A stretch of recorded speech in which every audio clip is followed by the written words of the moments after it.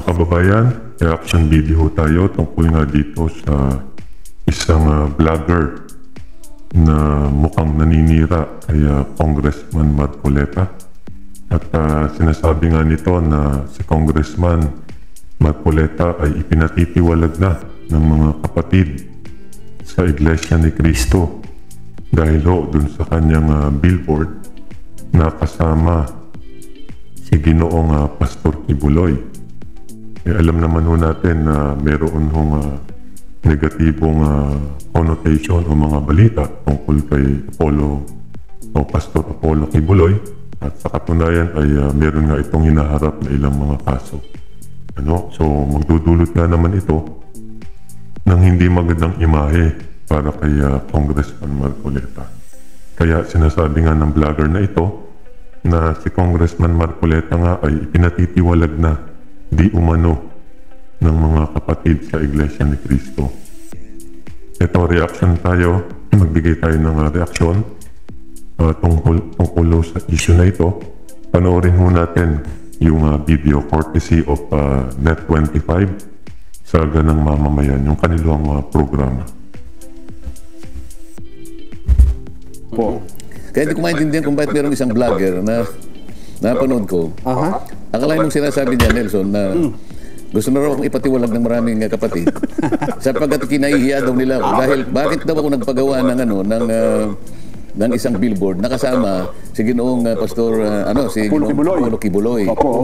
Bakit kaya hindi siya nag-research din na para sana nagtanong-tanong siya kung sino nagpagawa, kung sino nakipag-usap, para sana basta na lang siya magbablog at pagkatapos tatangkain niyang iligaw yung kaisipan ng marami. Alam mo, sa mga kapatid natin, wala akong duda, hindi naman hindi siya paniniwalaan Malinaw po sa kaisipan natin yun. Kaya lang, siyempre yung hindi kapatid, na lalo na yung madaling mailigaw, baka ganun nga yung isipin nila.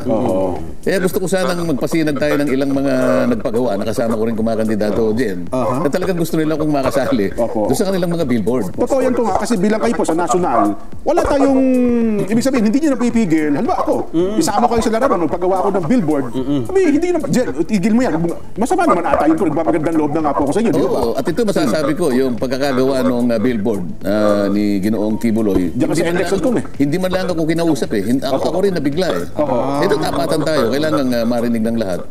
Sana man lang kung may nag-text sa akin na gagawa po kami ng ganito, ano po bang masasabi nyo? Baka sakaling siguro baka ihanap ko pa ng ng pagpapahintulot halimbawa. Pero dahil sa nakita ko, nabigla na lang ako pagkalaki-laking billboard. Pwede bang ipasinag natin yung mga iba direct para makita na halimbawa yan. Ito si Congressman Wilbert Lee na kumakandidato ng pagkasenador. Siya ang pinakamaraming billboard na naisabit sa buong Pilipinas. Malalaki, strategic at saka marami. Pero dati ko, mag-isa lang siya. Mag-isa lang siya. Ngayon nila sinama niya. Sasabihin ko ba sa kanya, huwag mo Wilbert, huwag mo naman akong isama dyan. Paano ko naman sasabihin sa kanya kung halimbawa gusto? Ngayon nga binigyang linaw ni Congressman Rodante Marcoleta na hindi nga siya ang nagpagawa ng billboard na yon, at hindi rin naman siya pinagpaalaman. Hindi siya hiningan ng permiso tungkol sa bagay na yon. Bagamat yun ay isang exposure para sa kanya. Yung maisama siya sa mga billboard. At sa katunayan, meron nga mga kumakandidato rin na hindi naman din nagpapaalam sa kanya, pero siya ay inilalagay sa kanilang mga billboard. Plus factor yan, mga kababayan, sa isang kakandidato o kumakandidato sa mga posisyon, sapagkat exposure ito ng mga kandidatong yun. Sa example na ito ay si Congressman Rodante Marcoleta. Ngayon, reaction ano kaya ang pinanggagalingan ng vlogger na ito at pumasok sa isip niya. Pumasok sa isip niya, at magpahayag na si Congressman Rodante Marcoleta nga ay pinatitiwalag na ng mga kapatid sa Iglesia ni Cristo. Ano kaya ang pinanggagalingan nito? Tingin natin una, baka itong vlogger na ito ay meron nakausap na hindi naman talaga miyembro ng Iglesia ni Cristo. Isa yun. Pangalawa, maaaring ito ay nakinig ko sa chismis.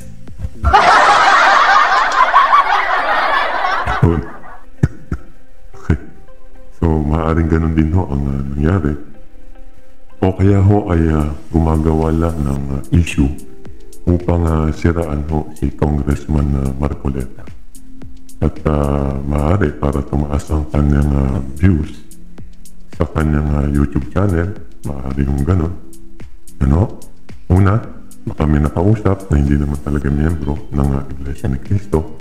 Pangalawa, maaaring nakinig sa chismis. Pangatlo ay gumagawa lang ho talaga ng issue para ho siraan si Congressman Rodante Marcoleta. Maaaring ito ho yung mga pinanggagalingan ng vlogger na ito na nagsabi nga na si Congressman Marcoleta ay pinatitiwalag na ng mga kaanib sa Iglesia ni Cristo. Ano? Sa totoo lang ho, ay napakarami nga ho ang nagpapagawa ng mga tarpaulin, ng mga billboard, ng mga banner na hindi naman ho nagpapaalam kay Congressman Rodante Marcoleta. No? Ang mga kandidato na ito ay tumatakbo sa national na level at ang iba naman ho ay sa lokal na level. Ano ho? Iba't ibang posisyon yung kanilang tinatakbuhan. At isinasama nga ho ang litrato at pangalan ni Congressman Rodante Marcoleta. Bakit po kaya? Yun nga ho, nabanggit sapagkat sila ay sumasang-ayon. Okay? Sumasang-ayon sila sa paninindigan at sa mga adhikain na ipinaglalaban ho ni Congressman Rodante Marcoleta. Yun ho ang pangunahing dahilan kung bakit po nila ginagawa na isama ang larawan at ang pangalan ni Congressman Rodante Marcoleta. Ito, ituloy ho natin ang video at pagtyagaan ho natin panoorin. Sino pa ho yung mga tumatakbo na senador at iba't ibang posisyon sa gobyerno, national man o sa lokal, ang nagpapagawa ng mga billboard na isinasama nga ho si Congressman Rodante Marcoleta. Nabanggit na ho si Wilbert Lee sa unahan at panoorin pa ho natin. So, hindi ako kasama roon. Ako kung pasasalamatan ko, kung Wilbert. Siguro, pag nakita kami, pasasalamatan ko na. Sapagkat para sa akin, ay pandagdag na visibility ito. Akala ko, napakarami ng nito, ng maniwala ka, kahit saan ako pumunta. Nakikita ko yung mga billboard na malalaki, strategic ang mga lugar. Hindi lang mas poster niya kay Kong Wilbert, talagang billboard. Billboard yan. Nagdinasasan talaga niya yan. Siguro, itatanong ko sa kanya kung meron siya sa... Doon sa Scarborough Shoal. Palagay ko, sa dami. Alam mo, nung makausap ko, kaya ko lang nalaman na gagawin nila ito. Tinagpo ako nung kanyang political officer. Ito, nabigla ako nung pumunta ako ng Albay. Kasi doon pala yun eh. Yes po. Sabi niya, kung yung second wave ng aming, ng aming mga tarpaulin na nasa mga billboard, papalitan na namin, napagpasahan namin, na isasama ka namin. Pagkatapos ang magiging titulo niya, The Defenders ka niya. Ayan, makikita mo. The Defenders. Direct, magpasinag tayo ng... Iba naman. Baka naman sabihin nila, isa lang. Yung iba pang kandidato. Ayan naman si Willie Revillame. Kandidato for Senator. Ano naman sabi? Marami kang tututunan sa kanya, di ba nanindigan? I see you later, Congressman. Congressman, I see you, yan ang mga mababait na makakasama ko. Mga independent kami, pero gusto ko yung independent kami, sarili paninindigan.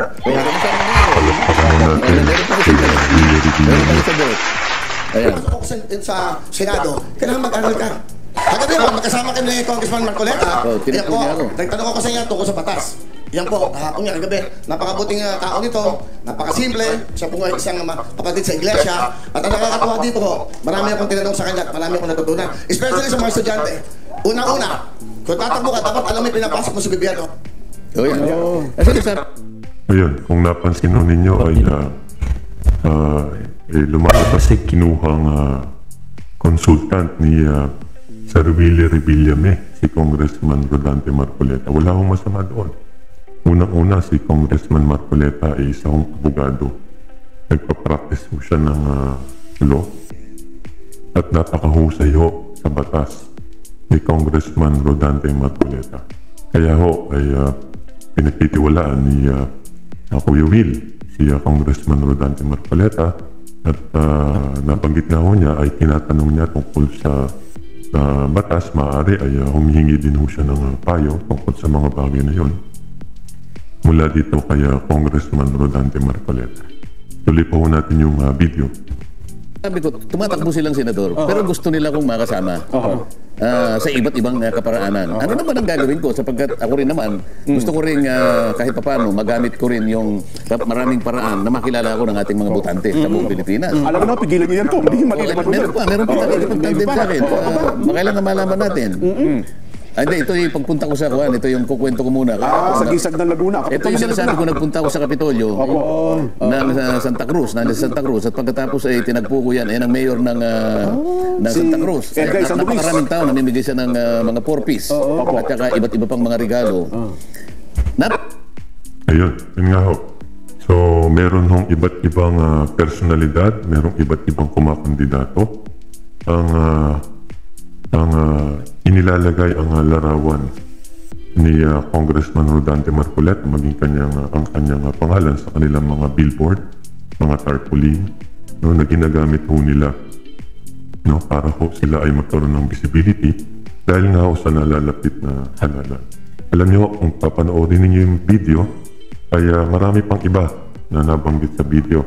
Katulad ho ni Sol Aragones na tumatakbong governor, si Vic Rodriguez, si Ginoong Gaston Bunting, yun yung taga Santa Ana, Pampanga, at taga Mexico, Pampanga, at sigurado ay marami pa ibang na mga kumakandidato na nais-hope na ilagay yung larawan ni Congressman Rodante Marcoleta at ang kanyang pangalan sa kanilang mga billboards at mga tarpaulin para ho sa kanilang pangangandidato sa nalalapit ho na eleksyon.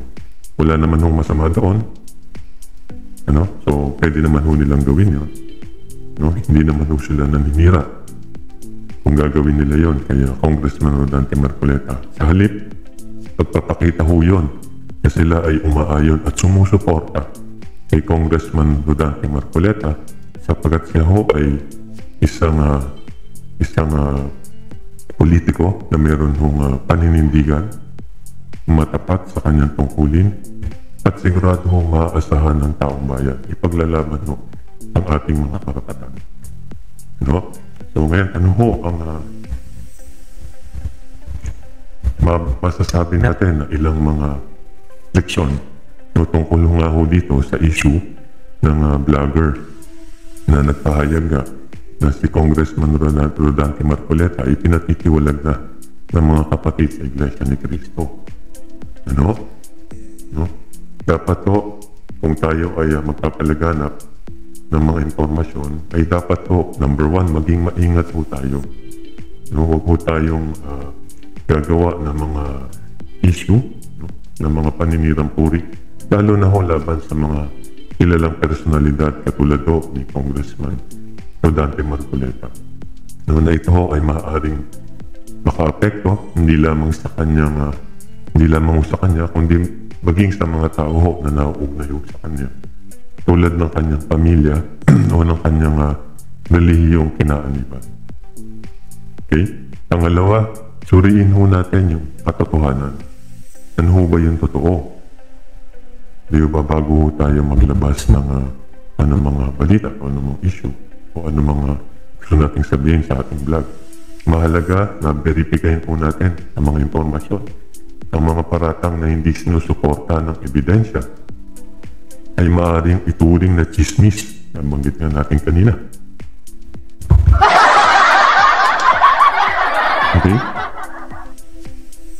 O yung mga paninirang puri, maaari yung may legal at moral na implikasyon po yan.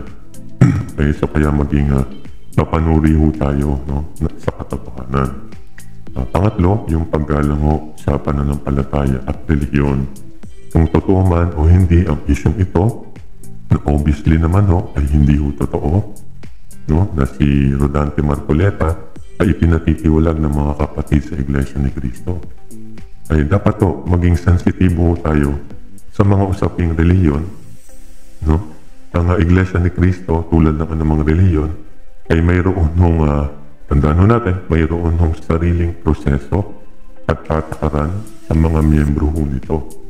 At ito ay hindi ho basta-basta nagtitiwalag ng mga kaanib nito. Meron ho yung proseso sila na na sinusunod, na kanilang sinasagawa bago ho magtiwalag ng kanilang kaanib. Una ho, ulitin natin yung mga leksyon ho na dapat patutunan ho nung na vlogger na yon at ng iba pa no, na mga vloggers. Una, maging maingat ho no, sa pagbibigay ng impormasyon sa inyong pag-vlog. Pangalawa, suriin ho ninyo ang katotohanan. No, may katotohanan ba? May sapat bang ebidensya bago ho ninyo ipahayag sa inyong vlog? Okay, pangatlo, igalang ho natin yung pananampalataya at relihiyon. Ano po? So yun ho yung mga may babahagi ho natin na leksyon dito nga ho sa issue na ito na nagsasabi nga ho yung vlogger na yon ay pinatitiwalag na ng mga kapatid sa Iglesia ni Cristo, si Congressman Rodante Marcoleta. Yun ho ay wala hong katotohanan. Okay, hanggang dito po muna. At kung umabot po kayo hanggang sa bahagi na ito ng video na ito, ay pakilike po and subscribe sa ating channel. Maraming salamat po.